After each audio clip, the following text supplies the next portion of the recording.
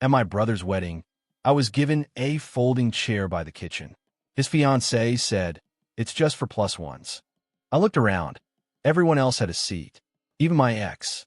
So I picked up my gift, turned around, and said, "Plus one this." He ran after me in front of everyone. "My name's Daniel, and I wasn't planning to talk about this. But after what happened to my younger brother's wedding, I couldn't keep it inside anymore." Growing up, my brother Nate was always the one with the spotlight. He's 3 years younger than me, good-looking, quick with a joke, the kind of guy who always gets the room laughing.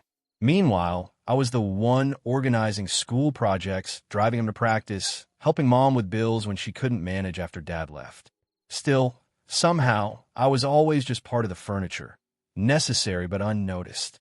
When Nate and I were kids, he used to wreck stuff and pin it on me. Broke a neighbor's window once and said I dared him. I got grounded. When he crashed my car at 17 after sneaking out to impress a girl, I was the one who paid the deductible and told mom it was my fault for leaving the keys out. Peacekeeper. That was my role. Always. Fast forward to now, Nate met a woman named Clarissa at a party thrown by one of my old college friends. Ironically, they hit it off, moved fast, and within 2 years, they were planning a wedding at a countryside vineyard that looked like it belonged in a bridal magazine. Clarissa, well, imagine someone who constantly looks like she's doing you a favor just by acknowledging your existence. Every conversation with her felt like she was already over it before you started. She once asked me if being in operations management was like driving forklifts and stuff. That was the whole conversation. I never expected to be his best man, but I did help out. A lot. Got them a discount on the event space through a contact at work, connected them with a florist who owed me a favor, even helped write up the timeline for the reception. I showed up early the day of the wedding with a wrapped gift, a custom-engraved wine carafe and crystal glasses. Nothing flashy, but elegant. Something they'd keep. When I checked in at the guest table, the planner, clipboard, headset, earpiece, squinted at her list. Name, Daniel. Her face did this little twitch. "Okay, so it looks like you're marked as a plus one. You'll be seated at the auxiliary table by the service entrance." I laughed, thinking it was a mistake. "I'm his brother." She blinked. "Oh, and then Clarissa floated up behind her, flawless and cold as ever. "Oh, hey, Daniel," she said, voice like chilled wine. "Glad you made it." I told the planner about the seating. We had to make a few cuts to keep it intimate. I stared at her. "You put me at the back with the plus ones?" She gave this light, dismissive laugh. "Well, you're not in the wedding party. We had to prioritize close friends and family." "I am family." She tilted her head. "You know what I mean?" I didn't respond. I just glanced at the seating area. Nate's friends were all up front. Even Uncle Frank, who literally walked out on his wife and hadn't spoken to us in a decade, had a seat near the head table. But what really hit me, my ex, Sasha, was there. 2 tables from the front, sipping champagne and giggling with Clarissa's friends like she belonged. Nate introduced us years ago. After we split, I found out they kept in touch. Apparently, she was such a great support system for him, right? Clarissa noticed where I was looking and smiled. "We thought it'd be nice to have familiar faces here. You're okay with her being here, right?" I nodded once, said nothing, just made my way to the assigned seat. A lonely folding chair wedged against a swinging kitchen door, surrounded by people I didn't know. Every few minutes, a staff member with a full tray brushed past my shoulder, muttering, "Excuse me." It smelled like grilled salmon and burnt oil. Music started. The couple entered. People clapped and cheered. Nate passed right by me on his way to the dance floor, leaned in to say something to Sasha. She laughed, touched his arm, and that was it. I stood up, walked back to the front, picked up my box from the gift pile, and headed toward the door. Clarissa called out, "Wait, where are you going?" I turned just enough for the room to hear. "Plus one this." Some gasped. A few chuckled. I didn't care. I didn't rush. I didn't make a scene. I walked out calm, gift in hand like someone finally done being walked on. In the parking lot, I heard footsteps. "Daniel." "Hey, wait up." It was Nate, jacket flapping, hair slightly out of place, looking like a man suddenly aware the mask had slipped. "What are you doing?" he asked. "It's my wedding." "You let her seat me by the kitchen," I said. "I didn't even see the chart," he claimed. "She handled the details." I just thought it wouldn't matter. You know, you're used to doing your own thing. I turned to face him. You gave Sasha a better seat than me. Sasha. His face twisted. Clarissa wanted to avoid drama. Then maybe she shouldn't have created it, I said. He had no reply. Just stood there as I got in my car and drove off. I didn't go home. I drove aimlessly for an hour until I pulled over at this overlook where the city lights looked like stars. I sat there in the dark, the box still in the passenger seat, and let it hit me. All of it. The wedding was just the final straw. That night, I didn't answer Nate's texts. The next morning, I got a message from Clarissa. Hey, sorry if there was a mix-up. No hard feelings. No hard feelings. Sure. I opened my laptop. Time for a little unmix-up of my own. I work in logistics and crisis management. Most people think that means shipping packages or rescheduling deliveries. But the real job? It's untangling messes. So I knew exactly where to start. First, I canceled the secondary part of their wedding gift. What Clarissa and Nate didn't know was that the decanter was only part of the present. I'd also ordered a full set of matching stemware and a marble tray engraved with their initials, all scheduled to be delivered the following week. I called the vendor, rerouted the shipment to myself, and poured myself a drink that night with the same glass Clarissa would never touch. Then came the favors. The photographer? A friend of mine who'd agreed to shoot the wedding at half her usual rate as a favor to me. I sent her a polite message letting her know she didn't owe them anything beyond the signed contract. No edits, no extended galleries, and definitely no discount on additional prints. She texted back 2 words, understood. Gross. I didn't go for blood. Not yet. But I started trimming my ties to all the little favors I had extended for free. The florist? I let her know I wouldn't be recommending her anymore if she continued doing discounted work for Clarissa's circle. She understood. She'd seen enough behind the scenes to know exactly what I meant. Then came the real blow. A week after the wedding, I got an email from Nate. Subject line, "Hey bro, need your help." No apology. No acknowledgement. Just a 2-paragraph mess about how their honeymoon to Santorini was in chaos. Apparently, Clarissa had messed up their passport renewals. Their flights were canceled due to overbooking, and their villa was refusing to reschedule the dates without penalty. "You're the only one I trust with this kind of stuff," Nate wrote. "Can you handle it? I'll owe you big." I wrote a reply. "Hey Nate, I'd love to help. But unfortunately, this +1 is no longer accepting bookings." I sat there staring at it, finger hovering over send. I didn't send it. Not because I'd softened. Far from it. I realized something better. I didn't have to say a word. I forwarded the email to an old colleague of mine, someone who handles high-tier travel logistics for corporate executives and luxury clients. I didn't ask her to help them. I asked her to blacklist them. Her response? Done. I let that sit for a few days. Then I got the text. "Dude, did you block us from using Angela? What the hell, man? Clarissa's panicking. We're stuck in Rome without a backup plan." I didn't reply. That night, Clarissa called. I didn't pick up. She left a voicemail, her voice barely concealing the edge. "Daniel, I don't know what your issue is, but this is getting ridiculous. If this is about the wedding, grow up. We didn't mean to hurt your feelings. This is childish. Just fix it." That was the part that actually made me laugh. Just fix it. Like that was my role. The family janitor. The one who sweeps the shards off the floor after everyone else breaks the glass. I didn't fix it because for once, they were going to feel what it was like to sit in the mess without me cleaning it up. But the best part? It hadn't even started.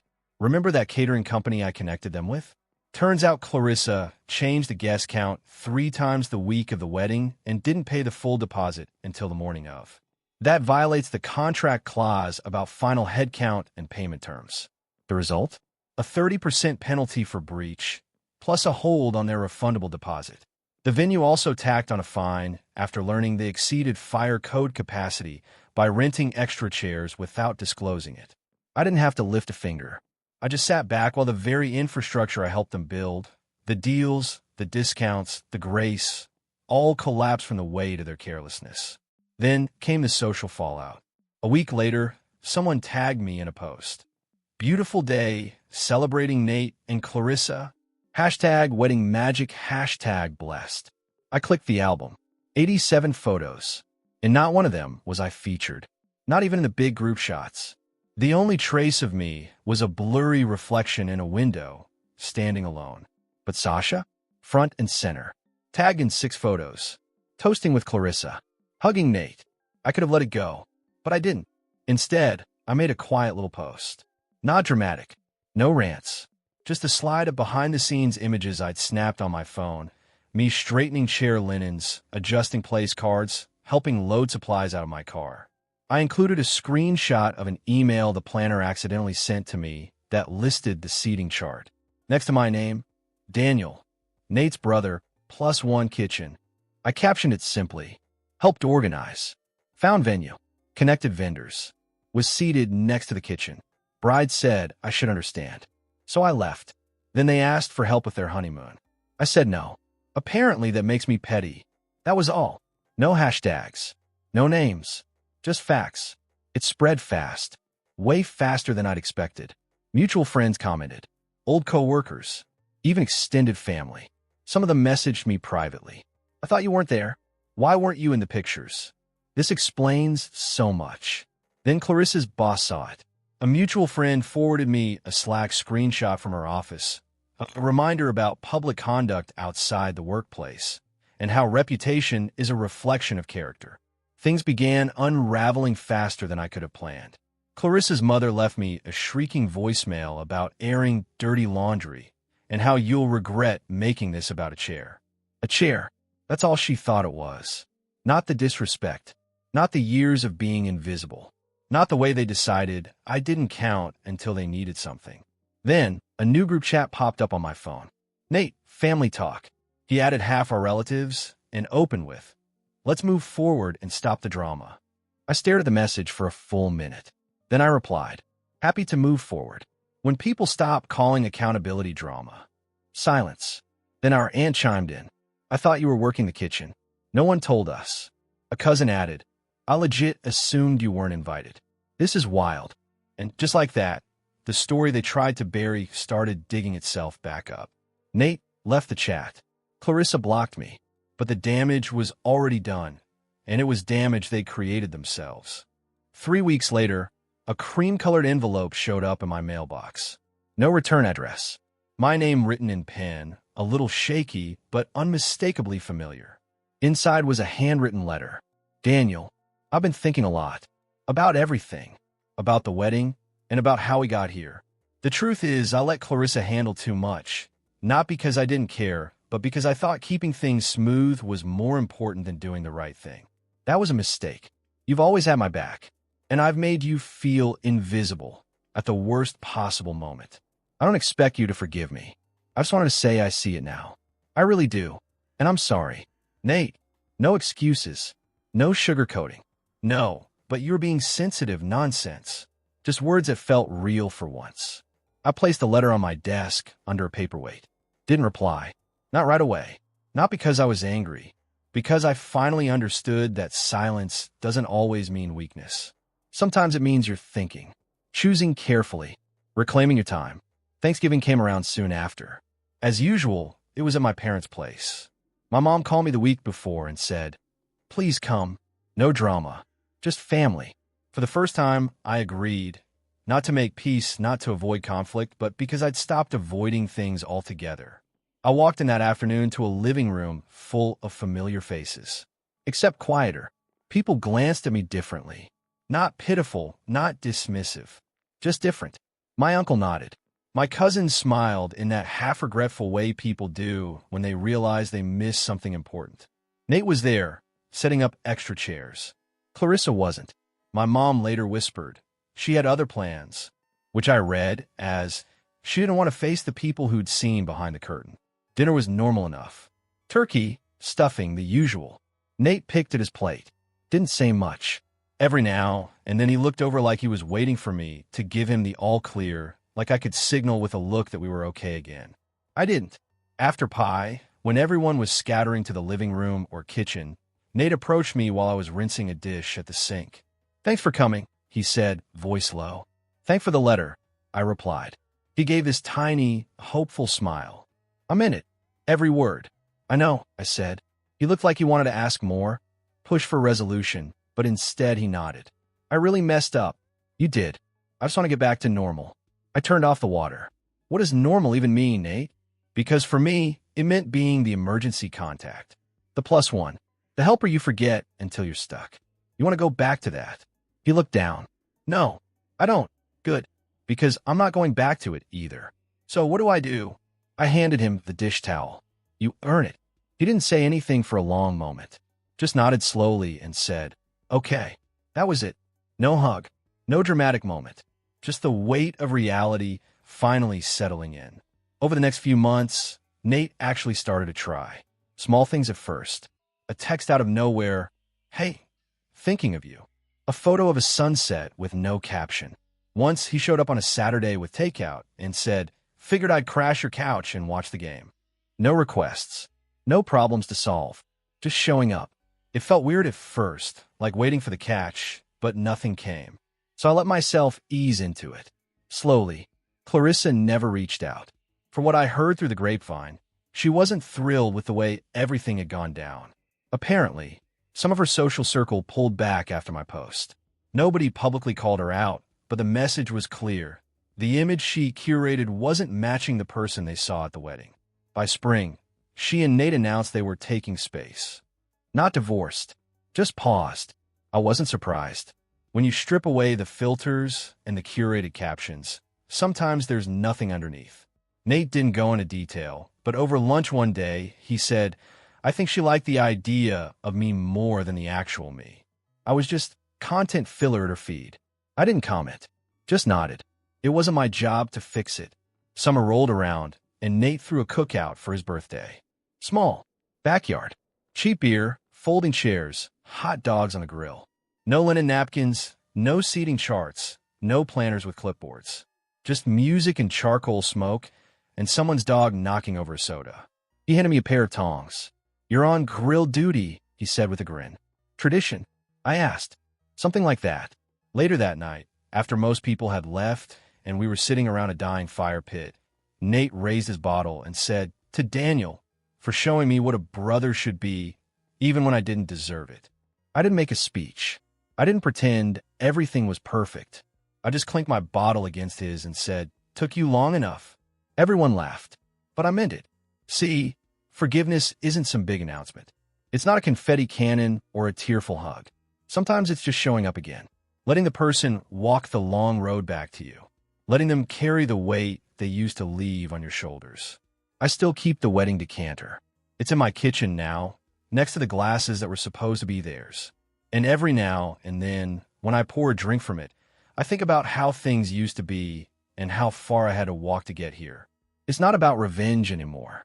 Not even vindication. It's just peace. Hard-earned, long overdue, and finally mine.